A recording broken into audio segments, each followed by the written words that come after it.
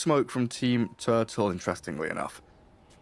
No, I don't understand the reasoning for this sometimes, because throughout this entire qualifier, it's like 5v5 smoke, get out to get your wards. Why have Team Turtle not smoked? Maybe they just feel like their level 1 team fight isn't quite as strong as G2.IG's. You know, you're going up against an Enchantress, a Weaver, a Plasma Field. I don't think he's put a point in Cinderbrew just yet, but I'm expecting that from JT to come through. And you're just going up against like a Willow, not that strong. OD, not that strong. AM, really not strong, level 1. And you're not wanting to put a point into Blink, level 1 either. So they're just playing around these cliffs, right? Constantly moving, making sure that if there is a smoke that does break, they're going to be able to back off. Right, what's this AM got? Mana Thirst. Oh, yes. And now they go for their smoke. So this is another one of those things where you can just wait it out as well, right? And then know that you've got a little bit of that extra, perhaps vision advantage. Somnus looks like if he does move forward, it's going to pop the smoke for JT. And JT doesn't want to take that extra step. Although... Yang, taking a ton of damage in a 1v4 where he's just been surrounded and killed. G2.IG, kick it off with a kill on that Centaur. That's huge, actually. Like, I know First Blood means it's good. It's not the be-all and end-all. But First Blood in this lane, even if it's only, 25 XP that Xnova and Monet get from that, it's still a little bit of a lead that you're going to have going up against this Centaur who doesn't have any armor purchased up. He's going straight into those braces. So Xnova didn't go the Blightstone, but if Monet is able to hit up onto that level 2, Yang is really going to be in danger. Well, like you said, that race to level 2, and also the little bit of extra money going to Baboka, right? Getting faster into the boots. Always nice to have on that position for Tiny to kind of accelerate you towards the Blink Dagger that little bit quicker. Yeah, I'm busy over here reading tooltips, Danog. You know, Antimage, not a hero that we've seen. He's going to come out and play here with Mana Thirst, increasing attack damage when an enemy hero's mana falls below 60%. And if enemies' mana falls below 15%, Antimage gains the maximum amount of damage as well as vision and true sight of that hero. That's a lot of words there. Yeah, it feels pretty good, but it does... it's linked with the Mana Void, right? I don't think you actually get it base, so you're not going to have it for the laning stage, which I think would make AM a much, much more usable pick. Because then, you just can't have it like... You can't pick any sort of hero that needs to use mana to be able to get last hits if that's the case, right? Like, if you're falling below 60% mana, that's still, pretty high mana. And if you're falling just below that, it's like, well, okay, you're going to lose out on trades by 20 damage now. It feels kind of insane. So that's within a 2,500 range. I was like, is this global? Is this like Bloodseeker Thirst? No, it's basically within a lane's reach of you. And so far, just zapping away at JT's Brewmaster down there. He's got himself his first bracer, but he's being dragged back into this Chalice. AM, Blood Grenade, trying to Cinderbrew and clap himself away with the help of the Avalanche. They turn onto Picho here, and this Bane, he's dead. 2 kills in this early portion of the game for G2.IG, and Chalice is just being harassed out of lane by Baboka's Tiny.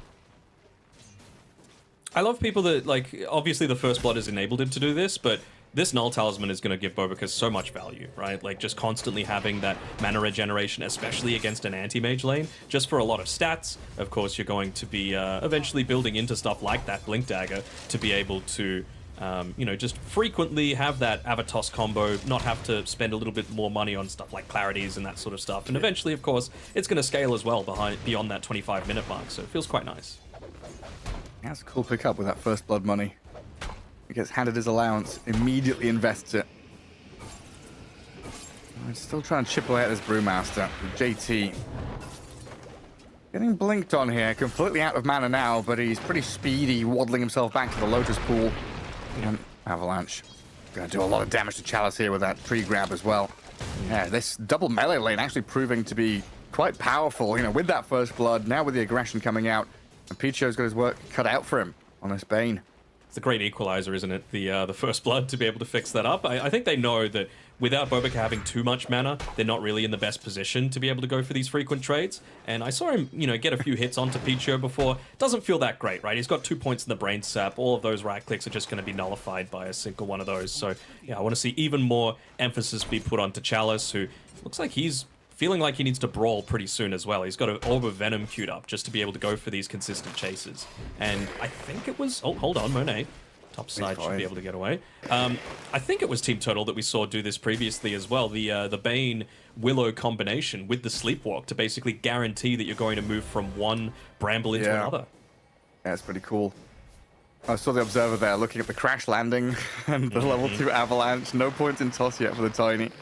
I'll get there later on, obviously. As Planet steps up to try and kill off the Harpy, but X-Nova is going to be able to micro that back behind tower. A wave dragged under the tier 1 as well, so safe farm here for Monet. I haven't really been talking about mid too much, but nothing to say he's doing a really good job again. He does have some points of static, basically what's the Astral Imprisonment used a little bit more, I guess, for defensive purposes. Yeah, you see, like, you want to have that Astral to be able to use to enable yourself to get denies and last hits, more importantly, onto those range creeps, right? But if you do that, then it means nothing to say can just walk on forward, get a big static link onto you, and then provide a bit more harass going back the other way. Oh, a TP back all the way to Fountain there from Yang. Planet looking to body block up that small camp. Has a sentry down from X-Nova as well, so he's going to be a little confused about that whole situation. Down at bottom, Chalice. He's going into his treads. Orb Venom's still queued up, but he's not buying it up just yet. We'll see if he can... Sorry, I'm just having a look at... we know Brewmasters like go on the Radiance. Do you think Rapier is the first quickfire that JT really wants to go this game? I think that was a little misclick. Just a little misclick. Maybe he just typed in RA in his search bar, you know, and that's what came up. Let's click the first thing. I don't know how he's done that. Just looking for another relic item. Quick Shadow Realm out of the Willow. Get out of that Impetus shot from the Enchantress. I mean, coming up to 6 minutes, now thinking about what we were saying in the draft, Team Turtle have put a lot of emphasis into helping Somnus in that mid lane. But currently, they're kind of embroiled in these side lane shenanigans where Bane has to stay down here. So it's just the one support to move mid. Planet goes across on that Dark Willow to try and secure the rune. But X-Nova's Enchantress is up top guarding the top rune. And it's going to be an Arcane that the Razor can pick up. Yeah, I really like this as well. You know, we mentioned in the draft that this isn't really the style that G2.IG like to play around too much, right? It's much more about enabling the side lanes a little bit more, leaving nothing to say on a bit of an island for himself, who he does have quite low mana right now. So I was thinking, are you in a position to be able to go for that Sanity's Eclipse? But Somnus, he didn't have too much mana himself. He's hit up onto his level 6 prior to the Razor, but he's suffering a little bit, at least, in terms of his net worth. Just looking to see if there's any stacks, but maybe it's going to be a full-on move around to contest the Wisdom Rune even? Look at this move from Razor. Look at him go. Yeah, sprinting all the way across the map. 7 minutes coming up in 10 seconds, and probably going to get a kill on Yang as well. So many victories here from G2.IG. Planet has come in with Somnus, though, to battle around the Wisdom Rune. Impetus shots and the Centaur Stomp. Wisdom Rune denied by X-Nova. Nothing to say he's going to die here to Somnus, but not before they've claimed 2 lives, denied the Wisdom Rune. As X-Nova, he's trying to slip away here with the TP scroll ready, but Somnus, quick on his tail, coming around the tree line, has to Astral, does get stomped up, and the damage from his Centaur is pretty freaking incredible. Finally, it expires, and X-Nova will TP out, but Somnus, it felt like he should have had a freebie there and gets turned around on by that little Enchantress. Yeah, the raindrops really helping there, right? Just nullifying a lot of the damage coming through from the Astral Imprisonment. I really like that rotation through from Somnus. Obviously, he needed to be able to try and protect the Wisdom Rune. Didn't pay off, and we know how important those ultimate timings are for both of these supports. Picho, he's still having a pretty fine time, right? Level 4 3/4. Only just hitting up onto almost level 4 right now on Planet, though, and he is the one that you need to be making a lot of plays around him and the Centaur, right? Their level 6s are going to be so vital for Team Turtle to get out on the map and make anything happen. Not exactly the strongest tower pushes on any of their heroes either. And they're just going to get run at in this top lane now. And Planet level 4, Observer Ward basically placed on his head as a Warpine Raider and Enchantress comes across, pushes into tier 1. I should have a D-Ward on that Obs, but Planet's probably going to die before he gets a chance to do it. But Boka's arrived with a Razor. Surround them and kill them. And just the fact that they made that movement when Monet is just hitting into the tower, you've got the Siege Creep wave alive, and of course X-Nova just able to convert one of those melee creeps and let that tank up a lot of the damage. This is... IG are on point. They are feeling themselves today, and I like this. I like this start to the draft. I feel like they've countered exactly what Team Turtle were trying to do to them with their own version of it. Just something that's a little bit more early game oriented. Yeah, going up against the Grim Reaper, you've got your invisibility cloak on, trying to hide away from him. So far, it's working out. 5-1 with a 2k lead, farming an enemy triangle already. And Enchantress just sets up base camp here with Baboka. And now pivot into mid. And you've cleared out top, plenty of space there for the Weaver to farm through. Now your two supports can kind of rotate and roam around where they so desire. And it feels like JT's Brewmaster, he's been left alone for a little bit here against an AM and a Bane. And yes, you are free farming on the Antimage, but the Brewmaster is top of the net worth right now. He's feeling pretty good as he works his way towards the Rapier. First item. I mean, it's all about the value for him, right? He even, purchased up a Wraith Band for himself, realizing that, he's going to need that a little bit more just for more easy trading in this lane. I'd actually be looking to go for another kill here. Well, there's Santi's Eclipse dropped on them with the Astral and the damage out of the OD. Clearing out X-Nova, turning onto Baboka. Somnus dishing it out, but they've got a Primal Split and a Monet Weaver arriving on the scene of the crime to kill the OD off now. Turn onto Planet with a Shadow on TP, though. Away she goes back to safety.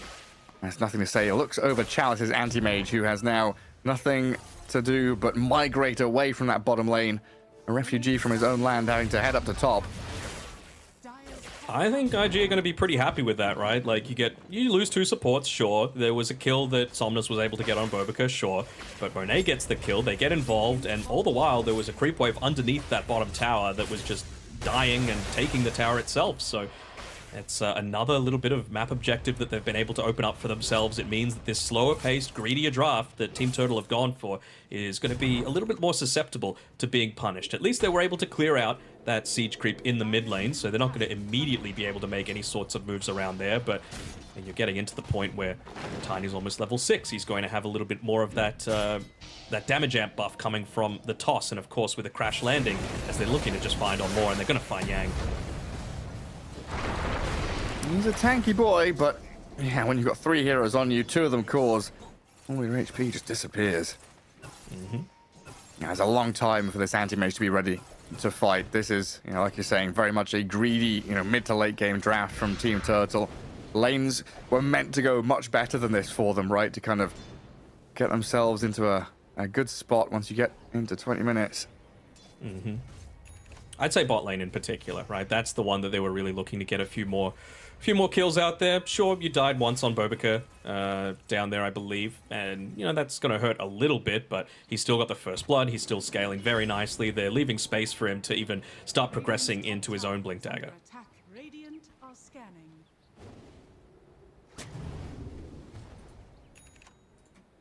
Get some defensive wards down here from Bane. Yeah, he knows that the aggression is, just going to keep coming. Basically, the only thing they're holding out for is, I don't know. Oh, okay, he's finally switching to Radiance instead, and he'll be able to get away with the Stampede this time, I think. They're chasing him. The swarm's on him. It's a lot of damage from this Weaver, and another Shikuchi forward's going to net them the kill. Yang dead yet again.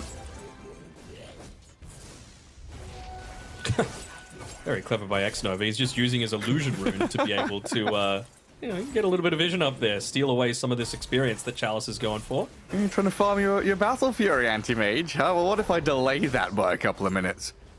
Even taking away the Kobold as well. Oh, rude. We don't even need a siege creep. We're just able to hit into these towers with our boys, and there we go. The skeletons coming through. Yep, they're rallying up, and they're looking to try and take away even more of this map.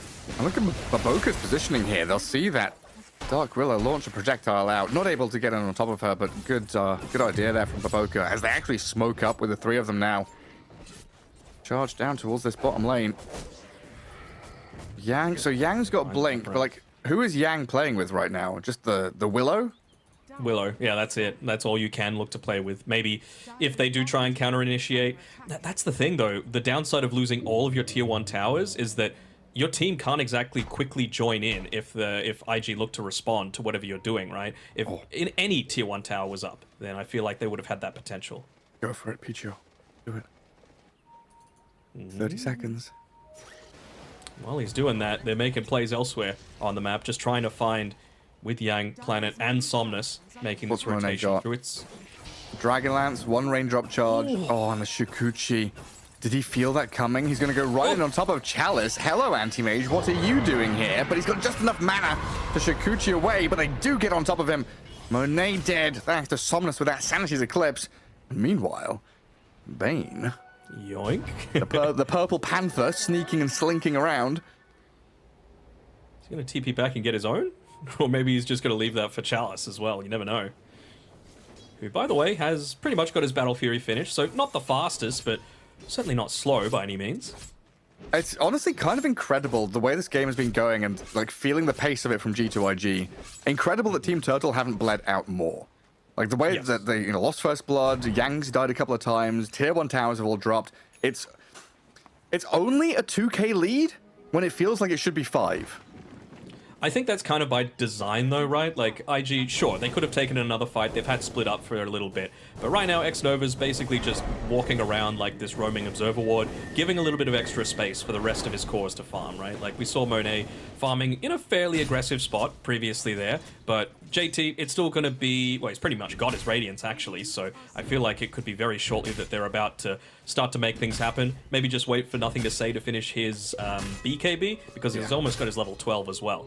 So I feel like that's the time for everything to start popping off here as X-Nova, again, roaming ward, just protecting the the bounty rune, just giving Nothing to Say every little bit of efficiency that he needs so that they're not missing this big timing that they have. Yeah, it should be a really nice confluence of timings, right? Deso Weaver, BKB Razor, Radiance Brewmaster, Blink Tiny. Blink Dagger Tiny. You got all 4 of them lined up like perfectly. Now, something we've been talking about, the big difference between your top teams and your contenders very often is that synchronization of timings, making sure that you're all on the same page, kind of ready strategy-wise to play together when you need to. And it's all fair and good having, one player have an excellent time and get a very fast BKB, but if they're the ones, rushing in and your other players, your other heroes don't have their first item ready, you're just not going to be winning these fights. It's just so understated. They're looking to try and find more, right? But Planet actually making a movement of their own. Queuing the Hand of Midas. Ooh. All right. Greed. That's the way this game's going, huh? Yeah. They looked to try and find out Monet as well on this top side, but they weren't successful in finding him. He was very conservative, playing around that rune. And there we go. They've got these big timings and a haste rune on the Razor as well. Ooh. Blink Stomp. Have they got him? With the grip. In comes Baboka. Maybe saving the day. Turning back with the Picho and Chalice as the Stampede will get them a bit of distance now. They've got the turn and run and hide. The move in from that Tiny is Chalice barely surviving on that TP home. And they do spend Stampede and Grip and Bedlam, but G2.IG spending the split and time lapse as well. A bit of back and forth there, and pretty much exactly what we said, right? Everything gets used, one hero dies. Yeah, and I feel like Team Turtle should be very happy with that exchange, right? To only lose a Bane. Yes, you use a decent amount of stuff yourself, but I guess the fact that they didn't use the BKB on the Razor also leaves you feeling like, okay, well, at least we've still got this. We've still got the potential to be able to make plays. I mean, it's a support Tiny, right? All he needs is mana. And we were talking about the fact that he's got the Null Talisman. He's got the Royal Jelly as well, which is also just going to provide him with a little bit of that constant mana regeneration around the map. So that's really what I'm expecting to see. Just more grips up around Bobica, try and make plays with him. X-Nova, now it's his turn. He made a lot of the space previously, being that roaming ward, letting 3 heroes get into their items without losing anyone other than Monet that one time. If he can get into an Eternal Shroud, once again, it'll swing back the other way, right? X-Nova will once again be that ward. It'll be incredibly hard to kill him. And then where are Team Turtle supposed to farm? What a world we live in where a position 5 Enchantress is rushing an Eternal Shroud. And Baboka is going to catch the Bane here as Picho stepped up in this northern jungle. Just under 2,000 net worth for the Bane. Half of the Enchantress's net worth really down in the dumps. Feeling quite sad for himself, but that's the life of a Bane here when you have OD Antimage as your 2 cores. Nowhere really to play other than... Your power is only one. Go to Egypt. But I want to go to Rome. I want to become a Roman warrior. Let's go. What happened? Where am I? Let me blow away the fog first. Which one should I pick? Well, let me try my luck. Woohoo! I got Rome! Let's build infrastructure and increase population first. Just 5 men. You all, go cut the trees, now! What? You can't even do this? Item first, feeling like, you know what? We've got the strength to be able to take fights now, but it's going to be on our terms as they're probably going to fight Picho once again. Yeah. Oh, the terrorize. Fears them up. Oh, they saved the Bane. The mid-air fear. Oh, very nice. Keep the Bane alive. Let him get that passive income. Get him to 3K net worth, boys. Now, Dano, when do we have this conversation about AM? Because it's a good anti-mage game, right? Yeah. It's a really good anti-mage game, just to be able to break away from a lot of this stuff. I do feel like he needs that BKB for himself, though, right? Like, everything that he's building right now is just to enable himself to farm, and of course a little bit of that, blink in, pop the manta, burst damage potential with the mana void. Remember, he's still got that mana thirst as well that he's looking to play around with, so it's not much, but it's a little bit of synergy together with the astral imprisonment, right? The mana steal that they're able to do every single time that's being popped on the OD, so I'm interested to see when he feels like he's got the capability of joining.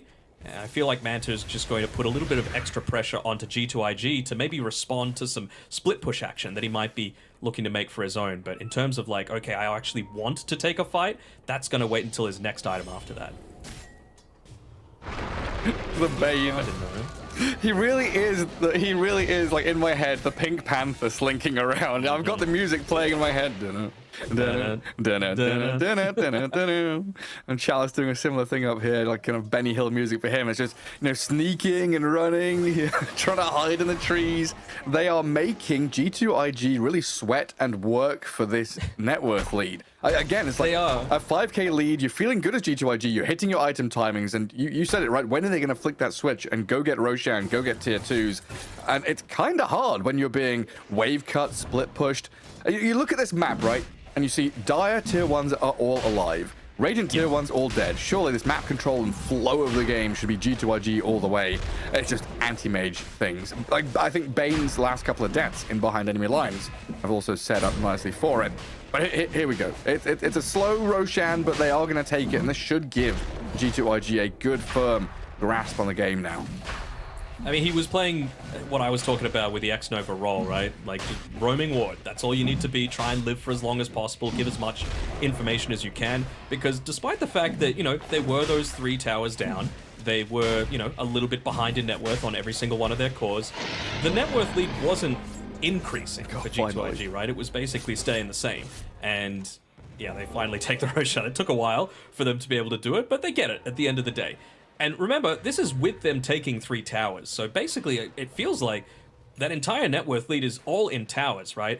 If Team Turtle are able to keep this the same, and well, I mean, now you've even got like a Hurricane Pike for Somnus, so even more potential to be able to play against someone like a Razor or a Weaver in a lot of these engagements. Maybe now you can look to turn it around. I mean, I'm sure they probably don't want to try and fight into this Aegis. It's probably going to be another 4.5 minutes of, again, sorry, Picho, you're going to die again. You need to go out aggressively. You need to make sure that you're making space for the rest of the boys. The hunt for the anti-mage. Trying to catch him, send Chalice away from this top lane as he's been a little pest. To me, the most impressive thing that Chalice is doing is that he's doing this sort of stuff while also farming at the same time, right? Like JT, who might have found him, by the way. But what's the order of operations here? Avalanche toss. Have they got the damage for the Centaur stomp, the follow through? Oh, just perfectly done there. G2.IG catch the AM finally, grab him by the scruff of the neck and drag him out as down the bottom Picho. Good, that he's damage. gonna nightmare up this Weaver, grip him up. Monet looks like he's dead once at least. Then there's no more stuns, so they've got to leave. Cannot stick around. But I mean, they're pushing 2 towers at that same time, right? Mid and top are both being addressed. So, you give up the Aegis, doesn't feel that great, but you lose your core, you're getting the glyph popped, you're having 2 towers potentially pushed into, even nothing to say holding off from straight up nuking the wave so that tower multi-shot wasn't going to be taking it out. Yeah, and I guess thinking about the net worth, like this could still go both ways, couldn't it, Gary? Oh, for sure. Yeah, I mean, thinking about the net worth difference, it kind of feels, or a couple of minutes ago when it was that 3k, it felt like the difference was just the Centaur deficit rather than a G2.IG lead. Now, Yang is still trying to kind of recover and has done in the last couple of minutes to get himself to around 10k. While G2.IG, they're eyeing up this top lane again. And Baboka with nothing to say on that right-hand side, thinking about their entry, but not wanting to dive tier 2. They'll just farm through the Ancients here with JT, of course, having this Radiance Aghanim Scepter, the Aghanim Shard queued up next, and he's got the little buddy, the little friend, the pet to roam around, push waves, cause a bit of be a bit of a nuisance, you know. We've seen this previously from him. Yeah, and he's so understanding of what exactly needs to be done at every stage of the game, right? Teamfight about to break out, use the Storm Panda. Or if you just need to scout people out, need to shove lanes, Fire Panda. Need to hit towers, use the Earth Panda. But right now they feel like they've got the capability to fight. Well, nothing to say, it has to BKB just to try and dodge a bit of that damage coming out of the OD.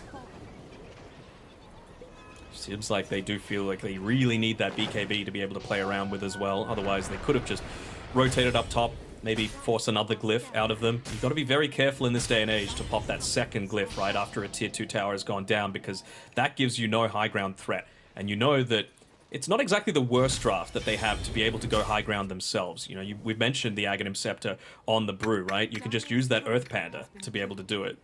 What are we chuckling about, Gary? There's just this freaking Storm Panda, man. Like, AM's hitting a wave and JT cyclones him, so denies a creep, can't do it. Oh, Tormentor, man. A little close there for Planet. It's all good, all good. Bane gets the Aghanim Shard as this little Storm Bruling is scouting and cycloning people mid-farm. It's also like kind of... it slows them down, but it's kind of scary as well. Like, does Summoners here say, hey guys, I'm being gone on? You know, you don't know where the enemies are. Feasibly, if JT cyclones you, there's a, I don't know, 50-50 chance you're being run at. Yeah, and I wonder, like, you got to make a decision as well on Team Turtle, right? Do you go for a play of your own, like they are right now with this smoke, or do you just put Picho behind Somnus, have him there as, like, that backup, that save, if he does indeed get initiated onto, as they might actually find Bobica here. Poor Tiny. Away in time. All out in the open. He wasn't expecting all four there. You know, you see the Antimage, you think he's probably alone. I can stand and fight against him. And backed up by the rest of the crew.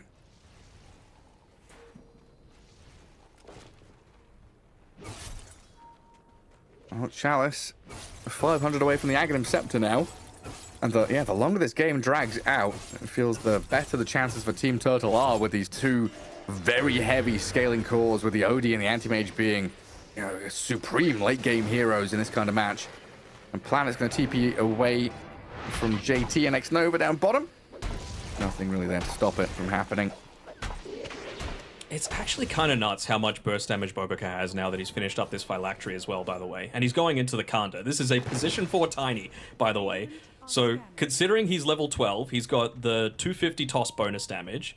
He's also got the bonus landing damage from the crash landing, and he's got the 150 damage from the Phylactery whenever he's using it. And then he's going to be hitting with the tree grab and having avalanche and throwing the tree all at the same time. So you have the potential to burst people for at least like 1200 damage in a lot of these fights. Having a look at the support's health, 1200's about all they got.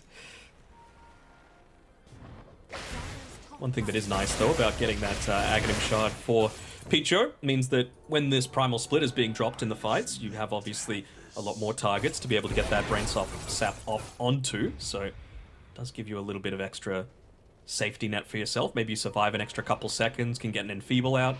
Honestly, Enfeeble on the Razor wouldn't be the worst, right? Both, if you're able to wait out the BKB timing, then you have much less length on the static link, you've got much less damage that you're able to deal pretty regularly. Feels quite nice. That could be super handy. I'm just very impressed with Planet scaling here. You know, hand of Midas into the Philosopher's Stone. Might get caught out though with the Storm Panda on his tail. Chalice. Chalice going to be safe on that left side. Does blink away. Avalanche toss combo going to kill off Planet as the static link will come out. Stampede, but into the Cyclone of JT. They've got Blink here on the AM just to get back into base though, so not a massive deal for Chalice to get away safely. A lot of damage gathered up by Nothing to Say there though, so maybe a bit of a push on this tier 2 to finish it off. Good positioning by Planet though, right? He read the fact that, you know what, they're in the lead, they've got this advantage, they've got all their item timings, we haven't yet. And it's around the 28-minute mark where they're going to be trying to steal away a Wisdom Rune. So may as well just look to play behind my Antimage, and that ended up being what saved Chalice there. Didn't even get the other Wisdom Rune in exchange, right? Oh, Yang. Where are you off to? The little Storm Panda not fast enough to get there.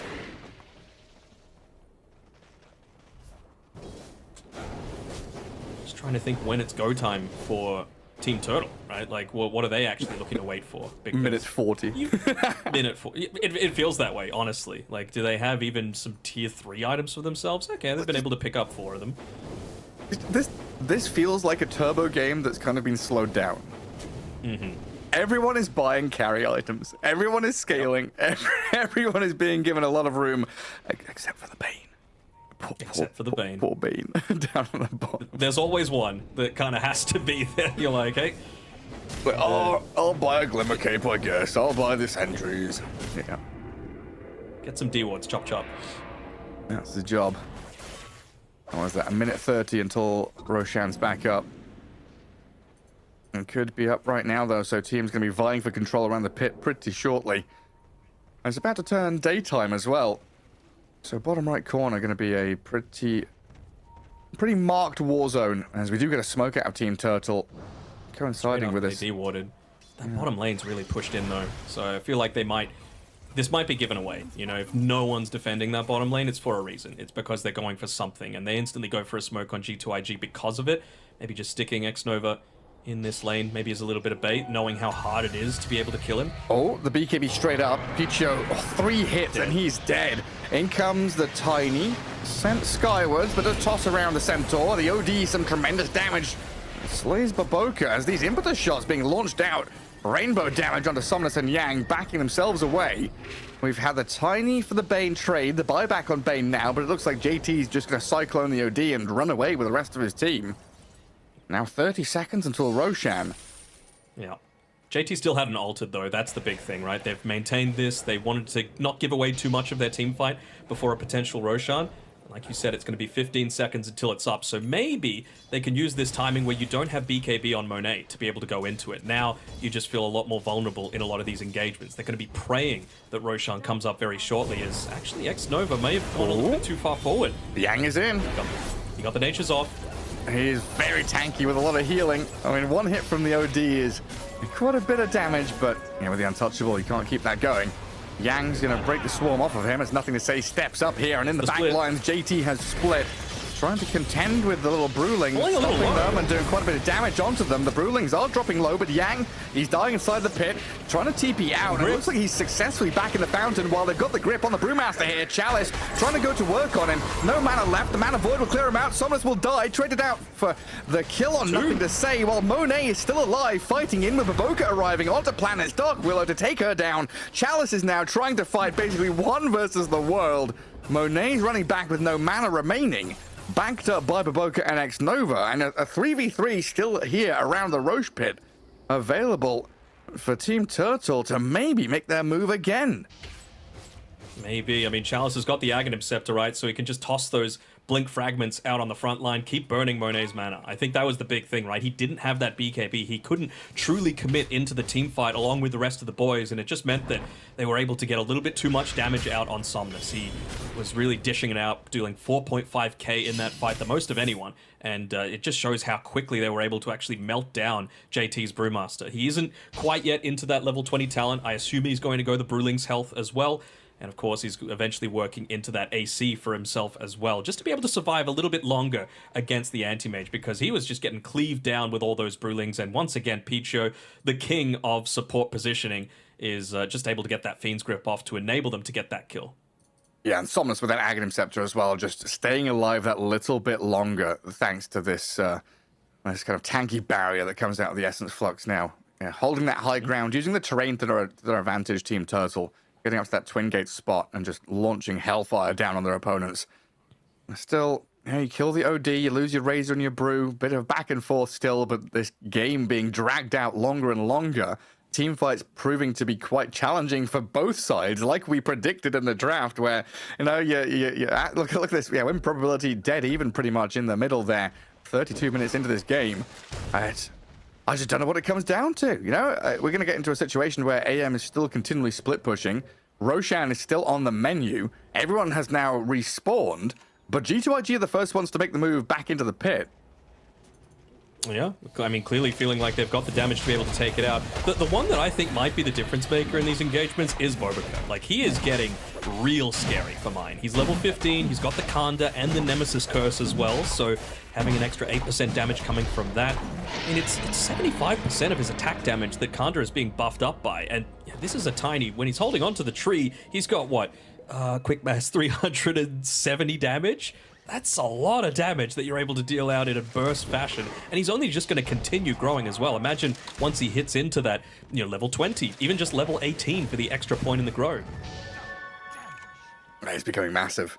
But so's Planet. The 2 position 4s got 11,000 net worth on a Dark Willow, who is currently being hunted by the Bruling. But equally, JT being eyed up by an Antimage with a double damage rune, blink fragments, a couple of illusions sent his way. Yeah. Making it a little challenging, but someone's going to need to address with this bottom lane pushing in as well. It's going to be Somnus for now, who's working on his own BKB, so actually buys it up all at once. So not going to be a surprise reveal coming through here, but certainly one that might be required when you consider the risks of defending a high ground against a Tiny who can just blink in onto the back lines, get that toss back into the rest of the team. So annoying, isn't it? Just freaking die. Mm-hmm. Did you not get any money from those? Or did he resummon one? Not sure. Didn't see. He was busy just keeping his eye on the lane, but he's also got his level 20 and he's got his AC now. So I feel like JT is going to be feeling a lot more confident in being able to go out onto the map, as Chalice is actually for a little bit of a hunt. He blinked aggressively himself. Oh. They don't have any lockdown for themselves, though. He's just so tanky. Close to 3,000, well, pretty much 3,000 HP with strength treads. Can swap neutral items around here. I don't know. I feel like if Tiny was there, Chalice just dies. It's just that they literally have nothing on the Razor, Enchantress, and Weaver to be able to lock him down. Not even a Glipnir.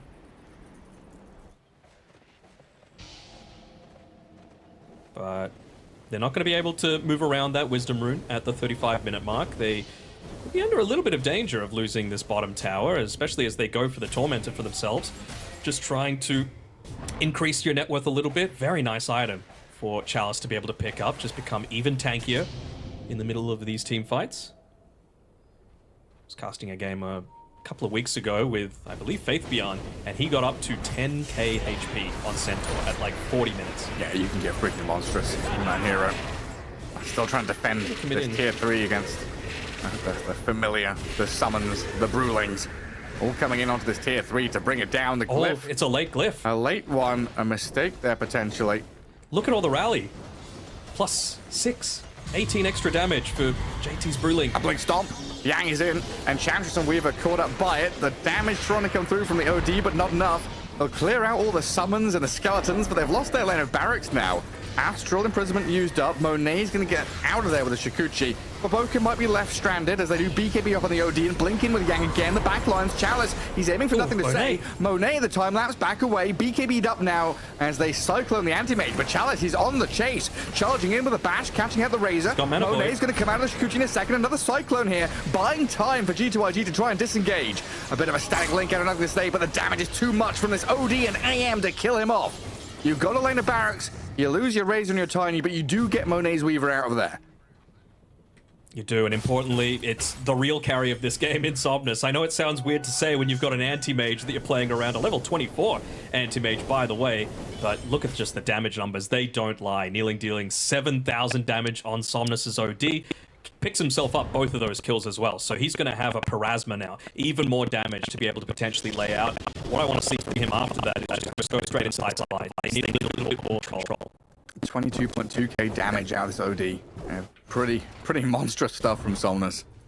Mm-hmm. But you just see how easy it is for them to, like, siege high ground, right? You've got the AC, you've got potentially these rally skeletons, you've got the Earth Panda, not just the one from the Aghanims, but from the Primal Split as well. That's all JT was worried about, is just keep that hero hitting into the tower, because it's also got that permanent debuff immunity, right? So you can't actually look to stun it all that effectively. Yeah, I wouldn't even call it a siege, honestly. It's just a blitz, you know? You just need to run up, you kill the buildings, you're in and out. There's nothing to stop it. And anyone that does try and respond is going to be targeted by Bobica as well. Oh, man. Ooh, they're not going to miss this DD rune, are they? They walk straight past look at it. the difference. Baboka's leading out. JT, Love to catch X-Nova right in Chalice. behind them. Chalice. Oh, Yang. Centaur's the one to get caught. Tuster, he's got the Stampede a bit of distance now as they turn back with Yang and Chalice to try and kill off Baboka. The damage is coming and the Tiny will die as Yang survives, at least for now. X-Nova going to turn here, able to tank through the AM's damage while Monet clears out the Centaur at long last. Team Turtle, though, This is gone. they've got their OD all cycloned up here. Can they save Somnus? Pebbles being thrown at him. He's being dragged back by the Void Spirit, but it looks like G2.IG are the ones who are actually afraid of this. Both teams were scared there to fight. This is what I was talking about in the draft, right? It's just like you're wanting to bait out all of these spells. Hopefully you can, like, one bad BKB usage can honestly turn around these team fights. Even potentially that double damage rune, right? Could that have influenced things? Could they have been able to blow up Yang before he's able to get too far away with the Stampede, and while they've got their own BKB still running, actually turn in onto this OD, this Antimage? Even just the fact that they found out the Centaur instead of the Antimage first is such a big deal.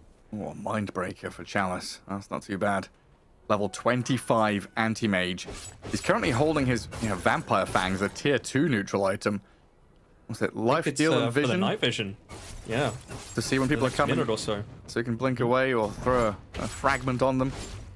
Very clever. And now he swaps it out. And Satanic is queued up next. I mean, he is top of the net worth, 27k.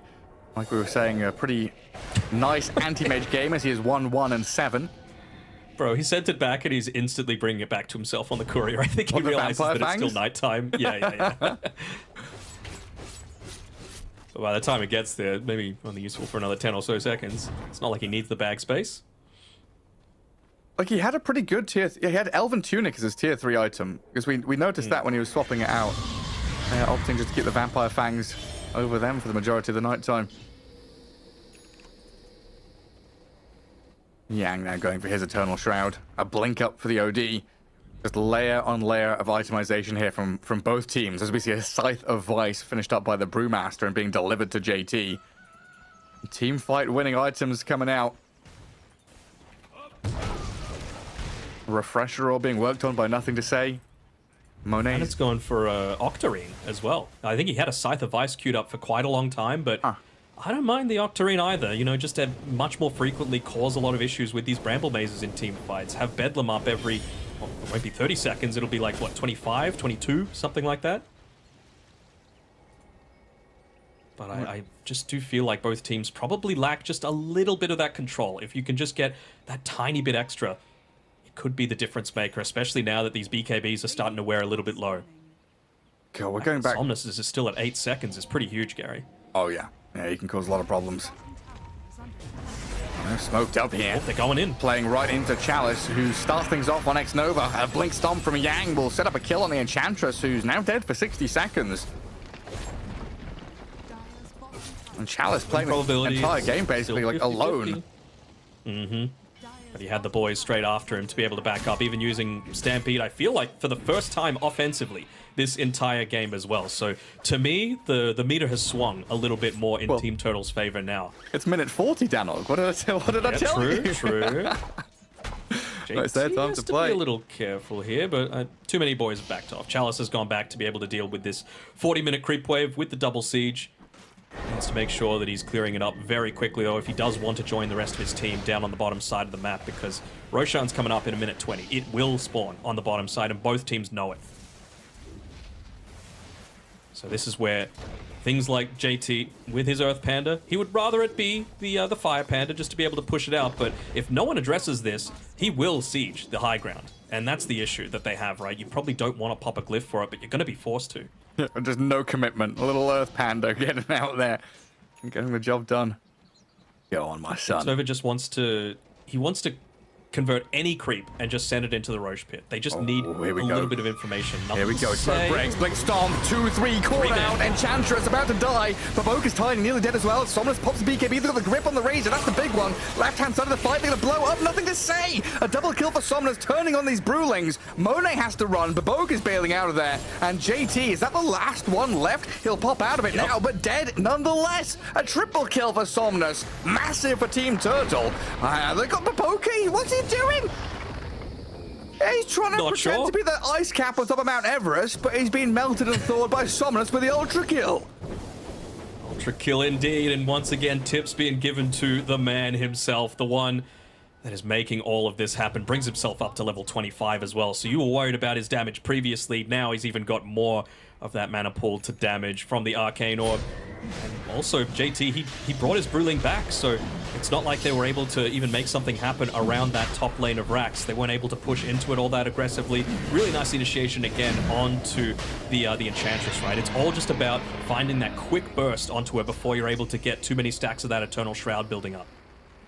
Yang having 39 minutes of pain and suffering, and now, 42 minutes into the game, makes that massive jump with a 3-man stomp. Beautifully done.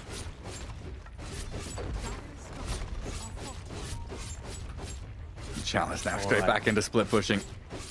Map control, the name of the game now, as they've got Aegis in the hands of the OD with a Refresher Shard.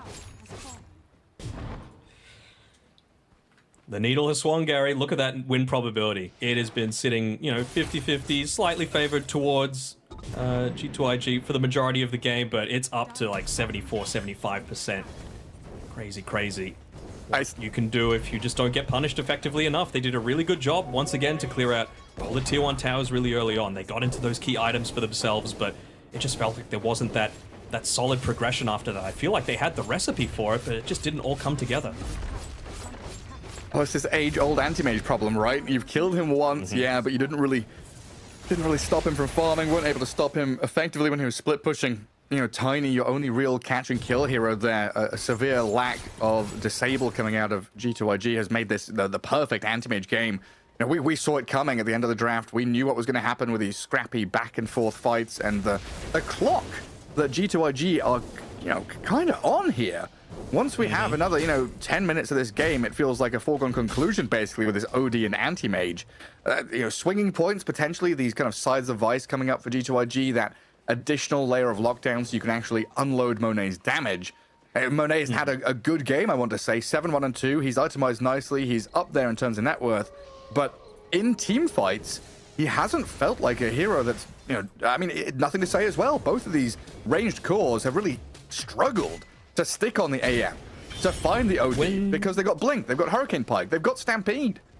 Yes, and when's the last time they actually found an initiation onto anyone but Yang, I think, is the other thing that's also a factor, right? He is by far the tankiest person on that team. Even just holding onto a rattle cage, right? Not even just for the armor, but for a little bit of slow that you're able to dish out. You set up the team fight a little easier for the rest of the team, and then just auras on auras on auras on tankiness, even with the double-edged shard as well, right? To be able to give himself that little bit of an extra barrier. Somnus, he went and bought himself an Arcane Blink. He's just trying to stack intelligence at this point. The little bit of extra mana and health that you get every time you blink and the lower cooldown, it's nice, but he just knows that he's chunking down a lot of these heroes. That's Incredible role damage. This game. It does feel like G2.IG, as you would be, are a little bit rattled, right? Like Bobica, he's got an Assault Cuirass built, queued up for himself. JT's already got one. There's no need for you to be able to go into this next. They just need another way to be able to, find more reliable initiation. Maybe it's an Aghanim Scepter for the Tiny, right? Maybe you need to play around trees a little bit more. Monet, he's dead. No, he's not. Time-lapse BKB will get him out. I thought the Centaur was coming faster, but Monet has managed. Oh, hang on. The hits out of the Shard. Oh, no. They've griefed him. The Shard has griefed the Weaver. Gives away his position. Still going to try and get away from this, but Chalice and Yang are on his tail. Sansed up, stunned and killed, and Monet's dead. 100 seconds, but with buyback available, all under that Planet Observer ward. I'm just having a look at the vision that G2.IG have to play around with right now. Map is dark, and dark is an understatement. They've just been able to take control of this entire side. There's nowhere that he can go, and perhaps just going a little bit too far forward underneath a pretty obvious cliff. I'm sorry, we've Aghanim Shard. I didn't mean to flame you. It was the Observer ward. As they do blink in with a tiny toss back onto Somnus. The OD caught. He's tanky with that barrier up, and he does have the Aegis, of course, with a second life here. Nothing to say, though. Almost just dying to the Anti-Mage as he tries to stand his ground. And now Somnus blinks away. High ground push halted, at least for now, but a new wave is arriving with the Roshan's banner. They're all glyphed up and making their way towards the barracks. As G2.IG, 5 alive, buybacks ready on Tiny and Enchantress. It feels like they've got to make a move here. They're glyphing up and buying a little bit of time for themselves. Where is Baboka? He's in that top tree line, trying to find his angle, but Yang's the one to make the first move onto Oh, they X-Nova. got the BKB. Blowing up the Enchantress. She's dead. With buyback, can return to the fight. Baboka still smoked up and looking for his angle of entry here, but Chalice is so strong. Stands there, punches a couple of times, then blinks away. Loses his courier in Maybe the Antimage. foray, but an Antimage Cyclone, but then what? He's got 3,000 HP. His magic resistance is like, I don't know, 70% or something through the roof. This tanky hero is just so difficult to contend with. I was thinking maybe they could, you know, once again blink Avatos back into the base, into probably a Brewmaster stun. He still had the Primal Split going at that time. He's got a Scythe of Vice as well on JT, so I feel like they've got the potential to be able to lock down Chalice if they find him, but they just didn't want to take that risk. They know that they're one bad team fight from just losing it all. Even 3 bounty runes for them to be able to claim. They haven't been playing on their side of the map. That's always an indication of like the status of the game, right? Like, where are the bounty runes? You know, if the aggressive team just has about 50 on their side of the map, it just means that the lane has been pushed so aggressively constantly that you're always able to control the equilibrium, are able to control a lot of this map control as well, as they finally look to put down a few of these observer wards at least, so they can now leave their base on G2.IG. It's that Roshan that they're going to be fighting for, but again, I just feel like they've delayed a few of these big timings for themselves. You know, not getting into Scythe of Ice a little bit earlier. Brewmaster only now just about to finish up a BKB for himself. Feels like it perhaps could have come a little bit while ago.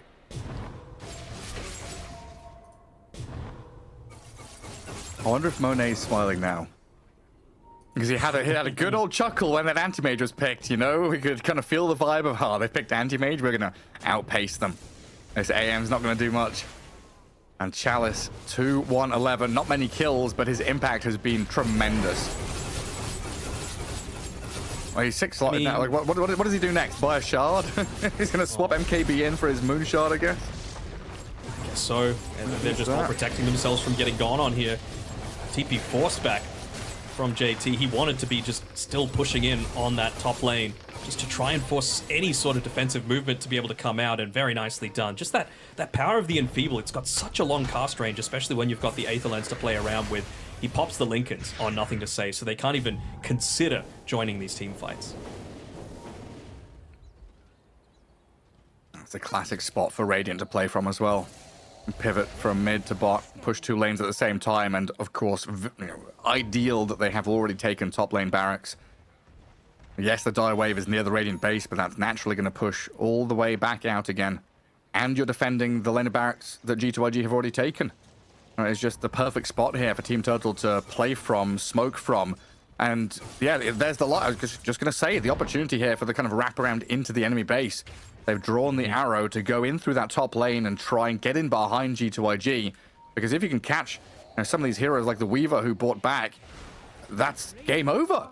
If Monet dies before he can get his BKB off, Throne just dies. And they might just have it here. If they can find him, if they can see him, the smoke breaks. Oh, Monet, the blink stomp, Yang is in, the Sena's Eclipse drops, the damage, it comes in. Monet's dead for 2 minutes time now. The race is going to fall on Team Turtle. I think they've just about bloody done it. G2.IG getting slapped around in their own base. Maboka's going to fall here and a double kill for Chalice into GG. 51 minutes. It took them a while, but Team Turtle with a greedy scaling draft absolutely handled G2.IG in the long run. They made it work. They made it work in a big way. Somnus is the one that's going to take a lot of the credit, but I think Chalice as well. He was so good at being able to